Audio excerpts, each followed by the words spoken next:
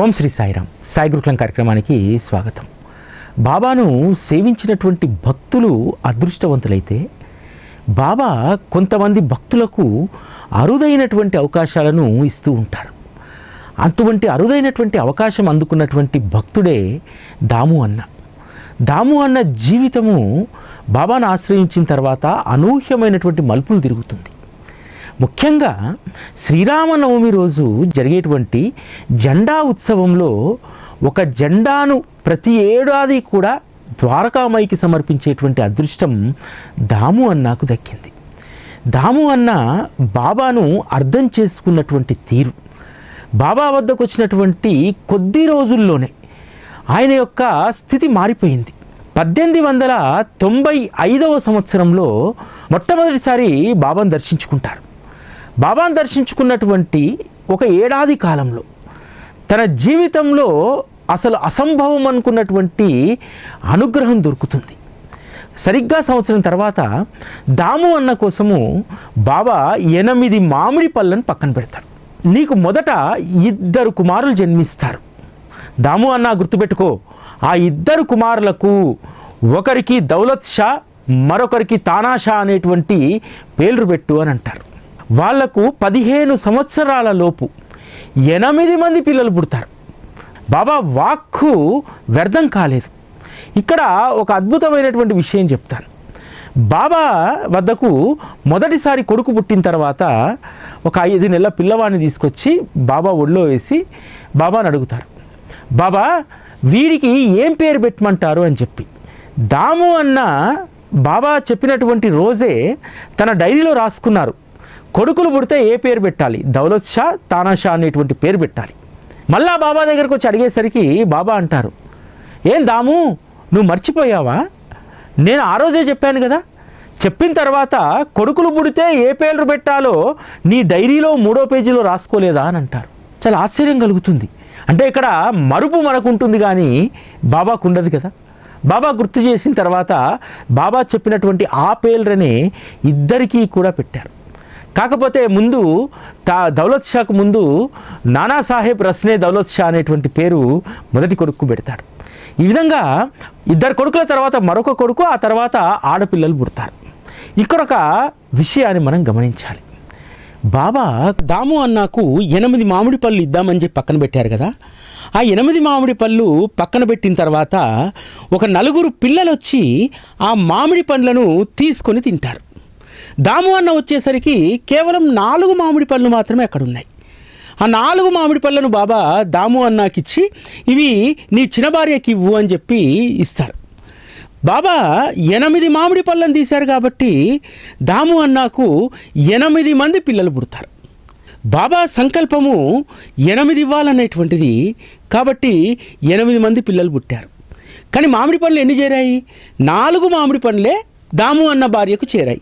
కానీ బాబా వాక్కు ప్రకారం మాత్రము 8 మామిడి పండ్లకు 8 మంది పిల్లలు పుట్టారు. కానీ కాలక్రమంలో దాము అన్నకు మిగిలినటువంటి సంతానం 4 మాత్రమే. మిగతా 4 రకరకాల అనారోగ్య కారణాల చేత చిన్న వయసులోనే మరణిస్తారు. బాబా ఇచ్చినటువంటి అనుగ్రహము చాలా అపురూపమైనటువంటిది. మనము మన జీవితంలో చాలామంది కొంత సమయం గడిచిన తర్వాత బాబాతో ప్రయాణంలో నిర్లక్ష్యంగా వ్యవహరిస్తూ ఉంటాం. ఆ నిర్లక్ష్యం అనేటువంటిది పనికిరాదు. నువ్వు ఎప్పుడైతే బాబా మార్గంలో నిర్లక్ష్యంతో వ్యవహరిస్తావో, నిబద్ధత తప్పుతావో, బాబా యొక్క అనుగ్రహం కూడా బూడిదలో పోసిన పన్నీరుగానే నువ్వు చేసుకుంటావు. కాబట్టి బాబా ఇచ్చేటువంటి అనుగ్రహం విషయంలో చాలా జాగ్రత్తగా ఉండాలి. అంతేకాదు దాము అన్న వ్యాపారంలో గొప్ప పురోభివృద్ధి సాధించాడు. బాబా వద్దకు వచ్చిన తర్వాత 2-3 సంవత్సరాల్లోనే గొప్ప సేటుగా మారారు. దాము అన్న షిరిడీకి చేరే నాటికి బాలాజీ నెవాస్కర్ నివాసి వచ్చి బాబా యొక్క ద్వారకామయి, బాబా సంచరించేటువంటి ప్రతి ప్రాంతాన్ని కూడా శుభ్రం చేసేటువంటి వారు. అది గమనించినటువంటి దాము అన్న తను షిరిడీలో ఉన్నటువంటి రోజులన్నీ కూడా ఆ సేవకే వినియోగించేటువంటి వారు. బాలాజీ నెవాస్కర్కు సహాయకుడిగా ఆ శుభ్రం చేసేటువంటి సేవను చేసేటువంటి వారు. అందుకనే దాము అన్న పట్ల బాబాకు ఒక ప్రత్యేకమైనటువంటి అభిమానం. అంతేకాదు తన వద్దకు వచ్చినటువంటి భక్తుడు చెడిపోకూడదు, పడిపోకూడదు అని చెప్పి బాబా మనల్ని చాలా జాగ్రత్తగా చూసుకుంటారు.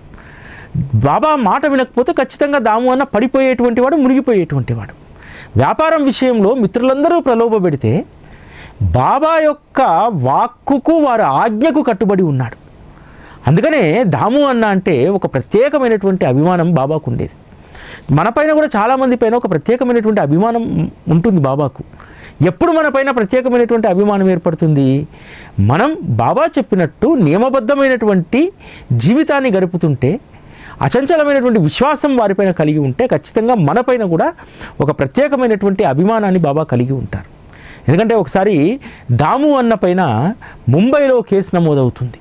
అసలు తనకు ప్రమేయం లేదు, కానీ ఆ రోజు కోర్టులో కేసు ఉంది కాబట్టి ఒక న్యాయవాది నియమించుకొని వాదిస్తూ ఉన్నాడు. కోర్టు వారు ఒకరోజు ఆర్డర్ జారీ చేస్తారు, ఏంటంటే కేసుకు తప్పకుండా దాము అన్న అటెండ్ కావాలని చెప్పి. అప్పుడు దాము అన్న షిరిడీలో ఉన్నారు. ఆ విషయం తెలియజేయడానికి ఒక మనిషి నగర్ నుంచి వస్తే బాబా వద్దకు వెళ్ళి ఆందోళనగా, బాబా నేను రేపు ముంబై వెళ్ళాలి, కోర్టుకు హాజరు కావాలి అంటే, ఏమీ అవసరం లేదు, ఇక్కడే కూర్చో ద్వారకామయిలో అని చెప్పి బాబా ఆదేశిస్తారు. లేదు బాబా, నేను పోకపోతే కేసు అభియోగం నా పైన పడుతుంది అని అంటారు. లేదు, అదంతా నీకు అనవసరం, నేను చెప్పినట్టుగా నువ్వు వ్యవహరించు అని అంటారు. దాము అన్న ముంబైకి వెళ్ళాడు. కానీ తను కోర్టుకు ప్రత్యక్షంగా హాజరు కాకపోయినా తన ప్రమేయం ఆ కేసులో ఏమీ లేదని చెప్పి నిర్దోషిగా తేల్చి కోర్టు అతనికి క్లియరెన్స్ ఇస్తుంది. అంటే గురువు చెప్పినట్టు మనం నడుచుకుంటే ఖచ్చితంగా మనకు మేలే జరుగుతుంది తప్ప హాని జరగదు. అందుకనే ఏ విషయంలోనైనా సరే దాము అన్న బాబా పైనే ఆధారపడేటువంటి వాడు. అంతేకాదు, దాము అన్న జీవితంలో జరిగినటువంటి అనేక సంఘటనలు, ప్రతి సంఘటనలో కూడా ఒక అద్భుతమైనటువంటి అనుభవం. తన ఇంట్లో 33 సంవత్సరాలుగా పనిచేస్తున్నటువంటి పనివాడు ఇంట్లో ఉన్నటువంటి బీరువాకు కన్నమేసి ఇంట్లో ఉన్నటువంటి నగలన్నీ కూడా ఎత్తుకుపోతాడు. అయితే అన్ని నగలు పోయినందుకు దాము అన్న బాధపడలేదు. ఒక నత్త ఉంటుంది. ఆ నత్త ఏంటంటే వంశపారంపర్యంగా వివాహమైనటువంటి సందర్భంలో స్త్రీకి అత్తగారు ఇచ్చేటువంటిది. అది అంటే ముక్కుకు పెట్టుకునేటువంటి నాసికం. అది లేకపోవడంతో వివాహిత మహిళకు అది లేకపోతే అగౌరవంగా చూస్తారు. ఎక్కడికైనా ఫంక్షన్స్కి వెళ్ళినా, ఎక్కడికి వెళ్ళినా మరాఠాలో మీరు చూడండి, ఖచ్చితంగా ఆ నత్త ముక్కుకుంటుంది. ఆ నాసికానికి అదొక ఆభరణం. అది వారి సాంప్రదాయానికి సూచిక. దాము అన్న ఆ నౌకరుని పిలిచి చాలా బెదిరిస్తాడు, చెప్పడు. పోలీసు వాళ్ళకు అప్పగిస్తాడు, చెప్పడు. కోర్టు దాకా వెళ్తారు, అక్కడ కూడా ఫలితం శూన్యమే. కానీ ఒకరోజు బాబా చిత్రపటం ముందు నిలబడి దీనంగా బాబాను అర్థిస్తాడు. బాబా, మీకు తెలుసు, ప్రతి పైసా నేను నిజాయితీతో సంపాదించినటువంటిదే. ఎప్పుడూ వ్యాపారంలో అత్యాశకు వెళ్ళలేదు. అందున నా భార్య ఎంతో ప్రాణంగా చూసుకునేటువంటి నాసికాభరణం కనబడటం లేదు. కాబట్టి అది లేకపోతే అగౌరవం కదా అని చెప్పి బాబా పటం ముందు నిలబడి కన్నీళ్లు పెట్టుకొని ఏడుస్తాడు. విచిత్రం ఏమిటంటే, బాబా ముందు తన బాధను వెళ్ళగక్కున్న తర్వాత తెల్లారి వచ్చి ఆ పనివాడు ఎత్తుకుపోయినటువంటి ఆ పెట్టెని ఇస్తాడు తీసుకొచ్చి. దాము అన్న అనుకుంటాడు, వీడు ఏదో కొంత తీసుకొని ఉంటాడులే, సరే వచ్చిందే మహాభాగ్యం అని అనుకుంటాడు. కానీ పెట్టె విప్పి చూస్తే మొత్తం ఏ ఆభరణాలు అయితే తమ ఇంట్లో ఉండేవో అన్ని ఆభరణాలు అందులో ఉన్నాయి. ఇక్కడ విచిత్రం ఏంటంటే, దాము అన్న కాస్త అహ్మద్నగర్లో పేరుగాంచినటువంటి వ్యాపారి. తన పలుకుబడిని ఉపయోగించి బెదిరించాడు, రకరకాలుగా ప్రయోగాలు చేశాడు ఎత్తుకపోయినటువంటి ఆ పనివాడి పైన. తన పలుకుబడితోటి పోలీసు వాళ్ళతో కూడా తన్నిచ్చాడు. అయినా సరే వాడు ఏమీ నిజం ఒప్పుకోలేదు. కోర్టుకు వెళ్ళినా సరే అవి నా దగ్గర లేవని చెప్పే అంటున్నారు తప్ప అసలు నేరం ఒప్పుకునేటువంటి పరిస్థితుల్లో అతను లేడు. కానీ ఎప్పుడైతే తన వినతిని బాబాకు చేశాడు, అప్పుడు వాడి మనసు మారింది. దాము అన్న అడుగుతారట, ఎందుకు నువ్వు ఈ నగలన్నీ తీసుకొచ్చావు? నిన్ను రకరకాలుగా బెదిరించాను, పోలీసు వాళ్ళు కొట్టారు, హింస పెట్టారు, అయినా సరే అప్పుడు కూడా వీటి గురించి నువ్వు చెప్పలేదు, ఇవ్వలేదు, ఇప్పుడు ఎందుకు ఇచ్చావని అడుగుతారు. నాకేం తెలియదు సేట్, రాత్రి ఎందుకో నా అంతరాత్మ చెప్పింది, ఇన్ని రోజులు మీ దగ్గర రొట్టె పప్పు భోజనం తిన్నటువంటి వాడిని, నా కుటుంబానికి సరిపడేటువంటి జీతం ఇచ్చారు మీరు. రాత్రి అదంతా కూడా గుర్తొచ్చి మనసులో ఆందోళన మొదలైంది. నేను చేసినటువంటి తప్పు 100% అపరాధమే, విశ్వాసఘాతకమే అనేటువంటిది నా మనసుకు అనిపించింది. నేను మీ ఇంట్లో నుంచి పెట్టె అయితే తీసుకెళ్ళాను, కానీ దాంట్లో నుంచి ఒక్క వస్తువు తీయాలన్నా సరే ఎందుకో ఆ పెట్టె తాకినప్పుడల్లా చేతులు వణికేది, శరీరం అంతా కూడా వణికిపోయేది. ఏ రోజు కూడా అందులోంచి ఒక వస్తువు తీసి అమ్ముదామనేటువంటి ప్రయత్నం చేసే బుద్ధి కూడా నాకు కలగలేదు అని అంటారు. అప్పుడు దాము అన్నకు అర్థమవుతుంది, మొదటనే బాబాను అడగకుండా నాకున్నటువంటి పలుకుబడిని రకరకాలైనటువంటి దాన్ని ఉపయోగించి వారి దగ్గర నుంచి పెట్టెని తీసుకొచ్చుకుందాం అనుకున్నా. కానీ నా జీవితం అంతా కూడా ఆయనకే సర్వస్వం అర్పించాను, నా జీవితంలో అన్నీ ఆయన్నే చేస్తారనేటువంటి విషయాన్ని మరిచాను. చివరికి గుర్తొచ్చి రాత్రి ఆయనను ప్రాధేయపడితే బాబాగారిని తెల్లారిసరికి వాడి మనసు మార్పిచ్చి ఇక్కడికి తీసుకొచ్చారనేటువంటి విషయం అర్థమవుతుంది. దాము అన్న బాబా యొక్క వైభవాన్ని దగ్గరుండి చూశారు. వారు షిరిడీకి వెళ్ళినటువంటి తొలినాళ్ళలో 1895 సంవత్సరంలో అసలు ఒకరో ఇద్దరో రోజుకు వచ్చి బాబాను దర్శించుకునేటువంటి వారు. గురువారం పూట కొంతమంది భక్తులు వచ్చేటువంటి వారు. కానీ 1905-6 తర్వాత అనేక మంది భక్తులు రావడంతో బాబా యొక్క వైభవం పెరిగిపోయింది. ఒకరోజు ద్వారకామాయిలో కూర్చుంటే 2 సంశయాలు దాము అన్నకు వస్తాయి. ఒక సంశయం ఏమిటంటే, బాబా వద్దకు ఇంతమంది భక్తులు వస్తున్నారు, వీరంతా బాబా నుంచి నిజంగా అన్నీ పొందుతున్నారా? బాబా యొక్క తత్వాన్ని వీరు అర్థం చేసుకుంటున్నారా? చివరి వరకు బాబాతో వీరు ఉంటారా అనేటువంటిది ఒక సంశయం. రెండవ సంశయం, మహాత్ములందరూ కూడా ఏదో ఒక సమయంలో శరీరాన్ని వదిలిపెట్టి వెళ్ళిపోతారు. బాబా కూడా ఏదో రోజు శరీరాన్ని వదిలిపెట్టి వెళ్ళిపోతారు. వారు శరీరాన్ని వదిలితే నాలాంటి వాడి గతేం కావాలి? ఈ 2 సంశయాలు. ఈ 2 విషయాలు కూడా బాబాకు బాహాటంగా చెప్పలేదు. కానీ దాము అన్న మనసులో ఉన్నటువంటి ఆ సంశయాలకు బాబా ఎంత అద్భుతమైనటువంటి సమాధానం చెప్తారంటే, దాము, మామిడి చెట్టుకు విపరీతమైనటువంటి పూత కాస్తుంది. ఆ పూతంతా పండ్లైపోతాయా? కొంత పూతగానే రాలిపోతుంది, కొన్ని పిందెలైన తర్వాత రాలిపోతాయి, కొన్ని గాలికి దానికి దీనికి కాయలు కూడా రాలిపోతాయి. ఏ కొద్ది కాయలే కదా అవి పండ్లుగా మారుతాయి. ఇక్కడ కూడా అంతే దాము, వచ్చినటువంటి వాళ్ళందరూ కూడా నన్నే అంటిపెట్టుకోవాలని, నేను చెప్పినట్టే వారు వ్యవహరించాలనేటువంటిది ఉండదు. కొంతమంది కష్టకాలంలో వస్తారు, ఆ కష్టకాలం తీరిన తర్వాత అయారాం గయారాములుగా మారుతారు. కొంతమంది కష్టకాలం తీరిన తర్వాత కూడా నా ధ్యానాన్ని చేస్తారు, ఆ తర్వాత మళ్ళీ మాయలో పడి పక్కకు వెళ్ళి వాళ్ళ వ్యవహారాల్లో ఉంటారు. కొంతమంది కష్టాలు, కన్నీళ్ళు, రకరకాలైనటువంటి కుటుంబంలో సమస్యలు వచ్చినప్పుడు కొంతమంది పక్కకు జరుగుతూ ఉంటారు, ఏ పనులు జరగట్లేవని చెప్పి. అది వారి కర్మ. అదేవిధంగా కొద్దిమంది మాత్రమే నా తత్వాన్ని అర్థం చేసుకొని చివరి వరకు ఉండి జీవితాలను పండించుకుంటారు అనేటువంటి అద్భుతమైనటువంటి విషయాన్ని, అంటే తన వద్దకు వచ్చేటువంటి భక్తులు ఎక్కడెక్కడ రాలిపోతారు, ఎవరు అయితే తననే అంటుపెట్టుకొని ఉంటారో వారి జీవితాలు పండుతాయి అనేటువంటి విషయాన్ని అద్భుతంగా చెప్పారు. రెండవ సంశయం, బాబా మీరు శరీరాన్ని వదిలేస్తే మా గతి ఏమిటి? దానికి అద్భుతమైనటువంటి బోధ బాబా చేస్తారు. దాము, ఒకటి గుర్తుపెట్టుకో, శరీరంతో ఉన్నా శరీరాన్ని వదిలినా ఎప్పుడూ నేను నీ వెంటే ఉంటాను, నువ్వు అడిగిన ప్రతి సంశయానికి ఇదే విధంగా సమాధానం చెప్తాను దాము అంటారు. ఎంతో ఆనంద పారవశ్యంతో ఉప్పొంగిపోతారు దాము అన్న. తన జీవితంలో ఇది అనుభవించారు. వారు బివి నరసింహస్వామికి ఇచ్చినటువంటి ఇంటర్వ్యూలో దాము అన్న చెప్తారు, బాబా మహాసమాధి తర్వాత నేను చేసేటువంటి వ్యాపారంలో అనేక విషయాల్లో ఏ నిర్ణయం తీసుకోవాలన్నా సరే బాబా ముందు చీటీలు వేసి వారి సలహాను నేను తీసుకునేటువంటి వారిని.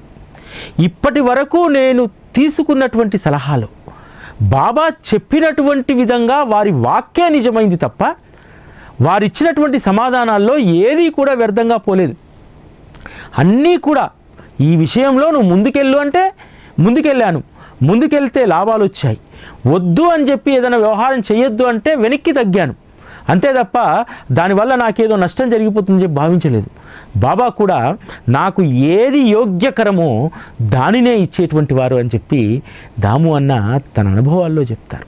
ఎస్, చాలామంది భక్తులు ఆ రోజు ప్రతి విషయం బాబాను సంప్రదించి చేసేటువంటి వారు. బాబా మహాసమాధి తర్వాత అనేక మంది భక్తులు, దీక్షిత్ గారు లాంటి వారు, దాము అన్న లాంటి వారు ఏ నిర్ణయమైనా సరే చీటీల ద్వారానే తీసుకునేటువంటి వారు. బాబా ఏ చీటీ ఇస్తే అది ఇంకా అది శాసనం వారికి. మరొకసారి రెండోసారి ఆట ఉండదు.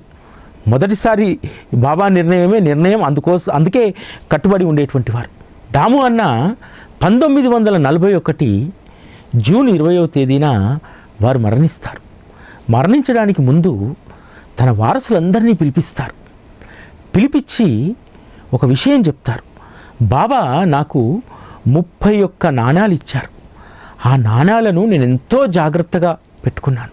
మీరు కూడా ఈ నాణాలను జాగ్రత్తగా ఉంచుకోండి. మీ జీవితాల కంటే కూడా వీటినే భద్రంగా చూసుకోండి. ఎందుకంటే మీ జీవితాలు చూసుకునేటువంటి బాధ్యత శ్రీ సాయిబాబాది. కాబట్టి మీరు వీటిని భద్రంగా చూసుకుంటే బాబా మిమ్మల్ని భద్రంగా చూసుకుంటారని చెప్తారు. అందుకనే దాము అన్న వారసులు ఇప్పటికి కూడా ఆ 31 నాణ్యాలకు ప్రతి దీపావళి రోజు వాటికే లక్ష్మీ పూజ చేస్తారు. అందుకని ఇప్పటికీ కూడా దాము అన్న కుటుంబం సుభిక్షంగా ఉంది. దాము అన్న చెప్పినటువంటి మాట, ఈ నాణాలే మీకు కామధేనువుతో సమానం, ఇవి కామధేనువు యొక్క స్వరూపం, ఇవి మన వంశంలో ఉంటే మన వంశంలో పుట్టినటువంటి వారికి ఎవరికీ కూడా ఏ లోటు లేకుండా బాబా చూసుకుంటారని చెప్తారు. దాము అన్న మరణించిన తర్వాత 14వ రోజు అయిపోయి షిరిడీకి వస్తారు దర్శనం కోసం. నానాసాహెబ్ రస్నే మొదటి కుమారు దాము అన్నకు వచ్చి బాబా సమాధి ముందు నిలబడి తన నాన్నగారిని తలుచుకుంటూ విపరీతంగా రోధిస్తాడు. నీ అంకితమైనటువంటి భక్తుడు వెళ్ళిపోయిన తర్వాత నేను ఎప్పుడూ మా నాన్నగారితో వచ్చేవాడిని, ఈసారి ఒంటరిగా వచ్చాను అని చెప్పి నానాసాహెబ్ రస్నే రోధిస్తూ ఉంటే ఒక వాణి వినిపిస్తుంది. నానా, 14 రోజులు గడిచాయి, సంతాప దినాలు కూడా ముగిశాయి, మీరు నిన్ననే తీపిని కూడా తిన్నారు, ఇంకెందుకు దుఃఖించడం? ఇక దుఃఖించవద్దు, దుఃఖం ఆపండి. మీరు దుఃఖించడం ఆపితే దాము అన్న ఆత్మ శాంతిస్తుంది అని చెప్తారు. అప్పటి నుంచి ఎప్పుడూ కూడా ఆ కుటుంబం దాము అన్న కోసం ఎప్పుడు శోకించలేదు. ఎందుకనంటే దాము అన్న ఎక్కడికో వెళ్ళలేదు, బాబా పాదాల చెంతకు వెళ్ళాడు. అక్కడ ఆనందంగా, హాయిగా, సౌఖ్యంగా స్వర్గానుభూతిని అనుభవిస్తున్నారనేటువంటిది వారు అర్థం చేసుకున్నారు.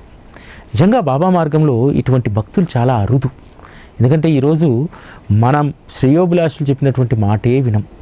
కానీ దాము అన్నకు కలిగినటువంటి అనుభవం, బాబా శరీరంతో ఉన్నా శరీరంతో లేకపోయినా వారిని ఏ విషయంపైనైనా అభ్యర్థిస్తే వారు సరైనటువంటి దిశను నిర్దేశం చేస్తారనేటువంటిది దాము అన్న 100% విశ్వసించాడు. అదే జరిగింది కూడా. ఇది ఈరోజు సాయి గురుకులం. మళ్ళీ రేపటి కార్యక్రమంలో కలుసుకుందాం. అప్పటి వరకు సెలవు. నమస్కారం.